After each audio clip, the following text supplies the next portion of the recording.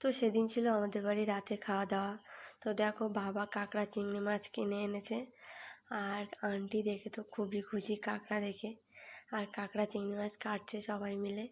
Aunty দেখো কীভাবে বসে আছে, তো বোন বলছে যেন আন্টি কাঁকড়ার মতো করেই বসে আছে দেখো।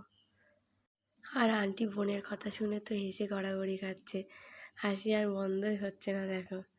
আর বাবা এদিকে এনেছিল গোপালের জন্য একটু মিষ্টি, তাই দিয়ে দিচ্ছিল বোন মিষ্টিটা গোপালকে। আর তারপরেই শুরু হয়েছিল আমাদের আড্ডা। দেখো খাটের ওপরে সেই সন্ধ্যের থেকে আড্ডা শুরু হয়েছে, আর রাত 1টা অবধি ওইভাবে আড্ডা চলছিল। তারপরে রান্না শেষ হওয়ার পরে সবাই খাওয়া দাওয়া করতে বসেছিল।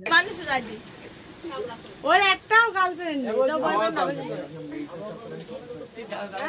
ও কে বলেছে তুই পুলিশ হবি কি করো না? তুই বেশি বলতা। তুই যদি চোর হতে তবে তুই জানতে।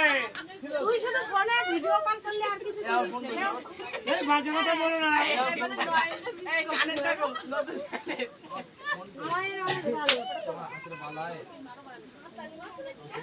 তুই পুলিশ হওয়ার চোর খুঁজে বের কর। তুমি পুলিশ হবা।